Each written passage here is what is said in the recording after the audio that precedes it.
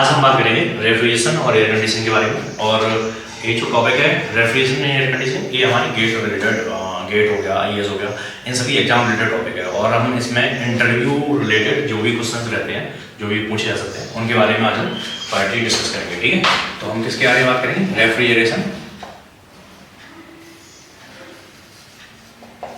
Refrigeration and air conditioning के बारे में बात करेंगे। ठीक है ना, तो जितना ये टॉपिक टफ लगता है ना, बहुत ही आसान है। ये हमारा डेली लाइफ से रिलेटेड टॉपिक है। तो जैसे हमारे घरों में क्या है, कूलर है, एसी है, फ्रिज है, ये सभी क्या है, ये सभी रेफ्रिजरेशन आरएसी का ही पार्ट है। तो ये टॉपिक जो है बहुत ही कूल टॉपिक हो जाता है और हमारी अंडरस्टैंडिंग के हिसाब से बहुत ही आसान टॉपिक है। ठीक है, तो सबसे पहले हम रेफ्रिजरेशन एंड एयर कंडीशनिंग, इसके बारे में तो आप लोगों को पता ही होगा। ठीक है, अब हम इसकी जो टर्मिनोलॉजी है उसके बारे में बात करते हैं। तो टर्मिनोलॉजी क्या होगी इसकी? DVT, dry valve temperature, DPT, due point temperature, WBT, bed valve temperature. सबसे पहले इनको समझेंगे। ये तो बहुत कॉमन शब्द है। ठीक है, तो अब इनको समझने के लिए ना हमें सबसे पहले समझना होगा कि एयर, हमारा जो भी मेन कंपोनेंट है ना, और जिस पे हमें फोकस करना है, वो केवल एयर ही है। तो जब भी लोगों ने डिस्कस किया होगा, सोचा होगा कि एयर को हमें कैसे कूल करना है, या आरएसी में क्या है ना, ह्यूमन कंफर्ट चाहिए हमें। ह्यूमन कंफर्ट क्या होता है? चलो ह्यूमन कंफर्ट होता है, उसको एक सर्टेन टेम्परेचर रेंज में ही कंफर्ट लगता है। ज़्यादा टेम्परेचर डाउन हो जाएगा तब भी उसको सर्दी लगने लग जाएगी, और एक टेम्परेचर से ज़्यादा हो जाएगा तब उसको क्या हो जाएगा, गर्मी लगने लग जाएगी। तो ह्यूमन कंफर्ट के अकॉर्डिंग 25 से 35 डिग्री तक अगर टेम्परेचर रहता है तो ये ह्यूमन कंफर्ट में आता है अकॉर्डिंग टू डिफरेंट पर्सन। ठीक है, और 50% के अराउंड ह्यूमिडिटी होना चाहिए। ज़्यादा ह्यूमिडिटी रहेगी तो जो आपका जो स्वेट है वो भी रिलीज नहीं होगा, है ना। तो स्वेट ह्यूमिडिटी भी ज़्यादा नहीं होनी चाहिए, इसके बारे में भी एक बार डिस्कस करूँगा। 50% ह्यूमिडिटी के अराउंड होना चाहिए, और एक एयर फ्लो भी होना चाहिए। अगर एयर फ्लो नहीं करेगा, टेम्परेचर सही रहेगा, लेकिन फिर भी आपको हो सकता है कि एक सफोकेशन होने लग जाए और एक आपको जो स्वेट है आपका वो रिलीज ना हो एटमॉस्फेयर में। ठीक है, तो एक ह्यूमन कंफर्ट के अकॉर्डिंग टेम्परेचर होना चाहिए, एयर फ्लो होना चाहिए, ह्यूमिडिटी होना चाहिए। तो आज हम इन सभी के बारे में बात करेंगे। जो हम अभी हम टेम्परेचर की बात कर रहे हैं, हम सबसे पहले टेम्परेचर की बात करेंगे। Bed valve temperature, dry valve temperature और ड्यू पॉइंट टेम्परेचर। ठीक है, इन सब की बात करने के लिए सबसे पहले हम आते हैं एयर पे। जो हमारी एयर है, एयर के अंदर क्या होता है ना, एयर के अंदर दो पार्ट होते हैं।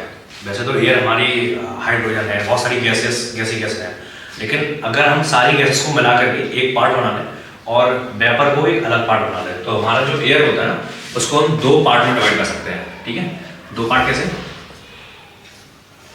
एक हमारा ड्राई एयर हो जाएगा और दूसरा हमारा वेपर हो जाएगा। जो हमारा ड्राई एयर वाला पार्ट है ना, उसके अंदर सारी गैसेस आ रही हैं जो मॉइस्चर नहीं है। मॉइस्चर के अलावा जो भी है वो सारे ड्राई एयर का पार्ट है, और दूसरा जो भी है वो वेपर का पार्ट है। ठीक है, ये तो हमारा क्लियर हो गया। चलो ठीक है, अब फिर आते हैं डाल्टन। अब डाल्टन बोलते हैं भैया देखो क्या है ना, कि तुमने ऐसा तो बना दिया, लेकिन हमने एक नियम निकाल दिया है कि जो भी गैसेस रहेंगी ना, अगर हम एक गैस है, उस गैस के अंदर जो भी कंपोनेंट्स हैं, अगर उनका हम पार्शियल प्रेशर ऐड करेंगे तो हमारा जो फाइनल प्रेशर आएगा वो टोटल गैस का प्रेशर होगा। तो डाल्टन लॉ के अकॉर्डिंग क्या होगा, जो एयर का प्रेशर होगा इस एयर का, ठीक है, जो एयर का प्रेशर होगा वो क्या होगा, ड्राई एयर का पार्शियल प्रेशर प्लस वेपर का पार्शियल प्रेशर। अब हम इसकी बात क्यों कर रहे हैं? क्योंकि अभी जो वेपर का पार्शियल प्रेशर है ना, इसकी हमें जरूरत पड़ने वाली है। जब हमें इसकी जरूरत पड़ेगी तो इसी से हमारे सारे dry valve temperature, due point temperature, bed valve temperature drive होंगे। ठीक है, या हमें इसके बारे में अच्छे से समझने में आएगा। ठीक है, तो हम अगर एयर की बात करें तो एयर में ड्राई एयर है, वेपर है। ड्राई एयर का पार्शियल प्रेशर, वेपर का पार्शियल प्रेशर ऐड कर दिया तो जो फाइनल एयर है उसका पार्शियल प्रेशर आ गया। और एक इसके अकॉर्डिंग है डाल्टन लॉ। ठीक है, डाल्टन लॉ का पार्शियल प्रेशर। ठीक है, चलो वही ये समझ में आ गई। अब वेपर पे आते हैं। चलो अब वेपर से हमारे तीनों टेम्परेचर समझ में आएंगे। कैसे आएंगे इसमें? हम बात करते हैं वेपर। वेपर क्या है? स्टीम।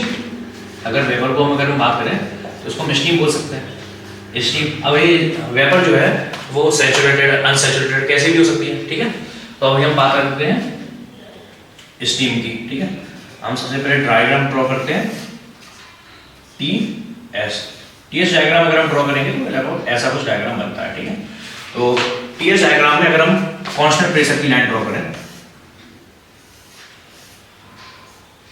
एक कांस्टेंट प्रेशर की लाइन है, एक कांस्टेंट टेम्परेचर की लाइन है, और एक कांस्टेंट एंट्रोपी की लाइन है, ठीक है। जो वर्टिकल लाइन रहेगी वो क्या रहेगी, कांस्टेंट एंट्रोपी की लाइन रहेगी। जो हॉरिजॉन्टल रहेगी वो कांस्टेंट टेम्परेचर की लाइन रहेगी, और ये जो है हमारी कांस्टेंट प्रेशर की लाइन है, ठीक है। तो अभी हम वेपर का ही पार्शियल प्रेशर होगा, ठीक है। हमने यहाँ पे निकाल लिया ड्रायर का पार्शियल प्रेशर वर्सेस वेपर का पार्शियल प्रेशर। वेपर मतलब स्टीम मतलब अगर स्टीम का कोई पार्शियल प्रेशर है, ठीक है। अब driver temperature, due point temperature, सबसे पहले हम बात करते हैं यहाँ पे कहीं पे है जो स्टीम है उसका पार्शियल प्रेशर हमने निकाल लिया, ठीक है। अब क्या बोल रहे हैं, देखो भाई अब क्या बोल रहे हैं ये लोग, अब बोल रहे हैं कि यहाँ पे एक लाइन और ड्रॉ कर लेता हूँ, ठीक है। DPT bed wall temperature. DPT क्या है, जो भी हमारा एम्बियंस टेम्परेचर है, या अगर हम थर्मामीटर को नॉर्मल ऐसे रखेंगे, जो हमें टेम्परेचर रीडिंग शो करेगी एयर में, वो हमारा क्या हो जाएगा, वो हमारा हो जाएगा एम्बियंस टेम्परेचर, ठीक है। एम्बियंस टेम्परेचर को ही हम डीवीटी बोलते हैं, ड्राई बल्ब टेम्परेचर। मतलब ड्राई बल्ब क्यों बोल रहे हैं, अगर हम थर्मामीटर का जो सेंसिंग यूनिट है, जो बल्ब है, उसको अगर हम ड्राई रख करके टेम्परेचर मेजर करेंगे तो ड्राई बल्ब टेम्परेचर, और अगर हम उसके ऊपर कॉटन लपेट देंगे और उसको मॉइस्चर में डिप कर देंगे या वाटर में डिप करके हम अगर टेम्परेचर लेंगे तो वो क्या हो जाएगा, बेड वॉल टेम्परेचर हो जाएगा, ठीक है। तो सबसे पहले हम बात करते हैं एम्बियंस टेम्परेचर, क्या हो गया, डीवीटी हो गया। अब एम्बियंस टेम्परेचर मान लिया कुछ है, मान लिया टी टेम्परेचर है, एम्बियंस टेम्परेचर जिसको हम डीवीटी बोल रहे हैं। जो एयर का टेम्परेचर रहेगा वही एम्बियंस टेम्परेचर रहेगा, ठीक है ना। अब जो एम्बियंस टेम्परेचर है वही ड्राई एयर का टेम्परेचर रहेगा, वही वेपर का टेम्परेचर रहेगा, ठीक है। तो हम ये वेपर पे फोकस करते हैं, ठीक है। मान लिया जो हमारा डीवीटी है वो यहाँ पे कहीं है, ठीक है। डीवीटी अगर हम इसको ड्रॉ करें, ये आ गया हमारा डीवीटी, ठीक है, T1, ठीक। तो वेपर जो है, जो भी वेपर का पार्शियल प्रेशर है, यहाँ पे P इक्वल टू कांस्टेंट, जो P है वो वेपर का पार्शियल प्रेशर हो गया। इस पार्शियल प्रेशर पे T1 टेम्परेचर या ड्राई बल्ब टेम्परेचर जो भी है, तो हमारा वेपर का स्टेट हमारा आ गया, ठीक है। ये क्या हो गया, डीवीटी हो गया। फिर बोल रहे हैं कि बेड वॉल टेम्परेचर।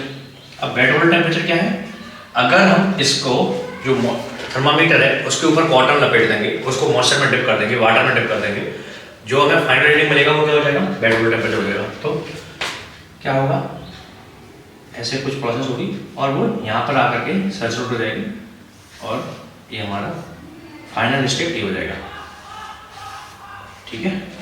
तो ये जो टेम्परेचर आ रहा है T2, ये हमारा क्या हो गया, बेड वॉल टेम्परेचर, ठीक है। चलो हम इसको हम डिटेल में समझते हैं, ठीक है। क्या हो गया कि हमारा सपोज ये हमारा थर्मामीटर है, ठीक है। इसके ऊपर हमने कॉटन लपेट दिया है, ठीक है। हमने इसके ऊपर, इसको हम ऐसा मान सकते हैं, ठीक है।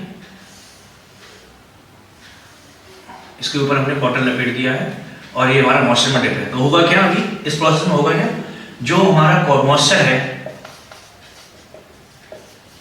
जो मॉइस्चर है या जो वाटर है, वो क्या करेगा, हीट एब्जॉर्ब करेगा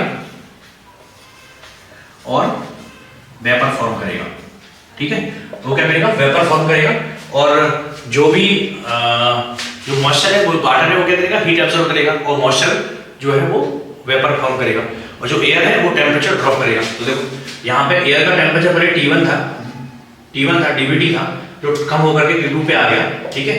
और यहाँ पर क्या हुआ, साथ साथ में प्रेशर जो था P इक्वल टू PV था, PV अब प्रेशर क्या हो गया, कुछ प्रेशर इंक्रीज हो गया, ठीक है।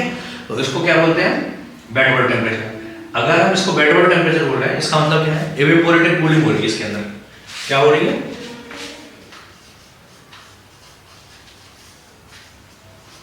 Evaporative cooling. अब इवेपोरेशन का तो मतलब समझ रहे हैं, कूलिंग मतलब ठंडा कर रहा है, वाटर का कुछ मॉइस्चर, वाटर जो है वो वेपर फॉर्म कर रहा है और इवेपोरेट हो रहा है, किस में आ रहा है, वाटर इवेपोरेट होकर के एयर में मिक्स हो जा रहा है, एयर में, ठीक है। तो क्या होगा, वेपर कुछ एक्स्ट्रा फॉर्म हो रहा है ना, जो हमारा वाटर है वो क्या फॉर्म कर दिया, वेपर फॉर्म कर दिया। वेपर फॉर्म कर दिया तो जो वेपर का पार्शियल प्रेशर है वो इंक्रीज हो जाएगा। देखो वेपर का पार्शियल प्रेशर थोड़ा बहुत इंक्रीज हो गया, अभी ये वाली स्टेट में आ गया, ठीक है। यहाँ से यहाँ आ गया इस वाली पे, ठीक है। लेकिन जो टेम्परेचर है अभी डीवीटी, जो टेम्परेचर T1 था वो ड्रॉप होकर के कौन सा आ गया, T2 आ गया। तो T2 कौन सा हो गया, हमारा बेड वॉल टेम्परेचर हो गया।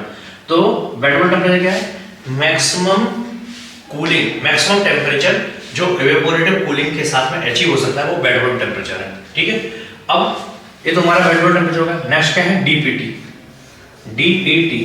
डीपीटी क्या है, ड्यू पॉइंट टेम्परेचर। अब बोल रहे हैं कि भाई साहब देखो हमें ऐसा नहीं चाहिए, हमें इवेपोरेटिव कूलिंग नहीं चाहिए, हमें क्या चाहिए, कांस्टेंट प्रेशर पे अगर हम मॉइस्चर को ड्रॉप करेंगे, ठीक है, हम वाटर का नहीं, अगर हम कांस्टेंट प्रेशर पे ठंडा करेंगे, कूल करेंगे इसको, तो क्या होगा, यहाँ से मॉइस्चर रिलीज होना स्टार्ट हो जाएगा। जिस पॉइंट पे जाकर के वो सैचुरेशन पॉइंट पे आ जाएगा वो हमारा क्या हो जाएगा, T3 क्या हो जाएगा हमारा, ड्यू पॉइंट टेम्परेचर। मतलब जो अगर हम इसको ऐसे भी बोल सकते हैं, जो वेपर का पार्शियल प्रेशर है उसके अकॉर्डिंग जो भी सैचुरेशन टेम्परेचर है वो हमारा क्या हो गया, डीपीटी हो गया, वो ड्यू पॉइंट टेम्परेचर हो गया। Bed work temperature, dry work temperature और ड्यू पॉइंट टेम्परेचर। ठीक है, अब बेड वर्क टेम्परेचर कैसे अचीव होता है, maximum temperature that is achievable bye evaporative cooling. ठीक है, अब बेड वर्क टेम्परेचर का क्यों सिग्निफिकेंस है, क्यों इतना इंपॉर्टेंट है, क्योंकि जो हमारे कूलर है, उनके अंदर हो क्या आता है, कूलर के अंदर क्या करते हैं हम, कूलर रहता है, एयर फैन रहता है जो एयर को सक करता है आउटसाइड से। ठीक है, तो एयर जब सक करता है तो क्या होता है, जो बाहर हमने 3 साइड में उसके क्या किया हुआ है, 3 साइड में हमने एक वाटर स्प्रे करके एक अरेंजमेंट करके रखा हुआ है जिसमें से एयर पास करती है।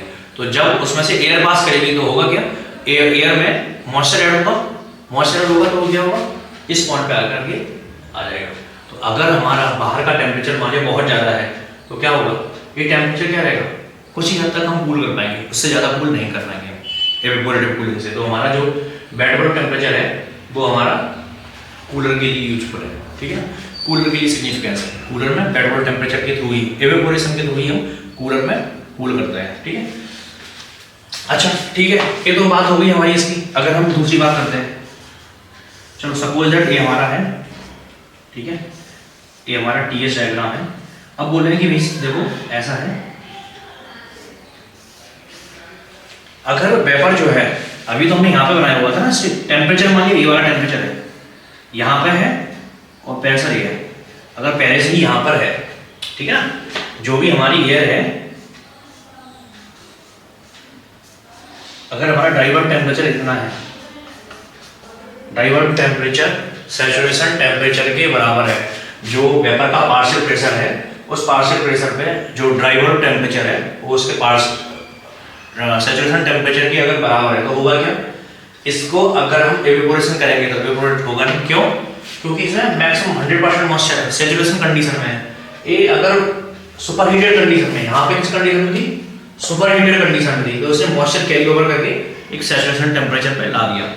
लेकिन इस कंडीशन में होगा क्या, अगर सैचुरेटेड कंडीशन में होगी तो होगा क्या, उस एयर के अंदर और मॉइस्चर कैरी ओवर नहीं होगा, तो डीवीटी जो होगा वो हमारे बेड वर्क टेम्परेचर के बराबर हो जाएगा। और जो बेड वर्क टेम्परेचर है इसके कांस्टेंट प्रेशर पे यही क्या होगा, हमारा डीपीटी हो गया, वही हमारा क्या हो जाएगा, ड्यू पॉइंट टेम्परेचर हो जाएगा। तो सैचुरेशन टेम्परेचर की कंडीशन में सैचुरेटेड एयर, अब 2 टाइप की एयर हो गई, एक सैचुरेटेड एयर हो गई, एक अनसैचुरेटेड एयर हो गई। सैचुरेटेड एयर मतलब जिसका टेम्परेचर, जो वाटर वेपर का जो पार्शियल प्रेशर है, वो वाटर वेपर का जो पार्शियल प्रेशर है उसके अकॉर्डिंग जो भी सैचुरेशन टेम्परेचर हो रहा है वही डीवीटी है या वही एम्बियंस एयर का टेम्परेचर है। अब हमारा मॉइस्चर कैरी ओवर या इवेपोरेटिव कूलिंग नहीं होगा, और जो हमारा ड्राई वर्क टेम्परेचर है वही बेड वर्क टेम्परेचर होगा, वही ड्यू पॉइंट टेम्परेचर होगा। ठीक है ना, ये सब क्लियर हो गया।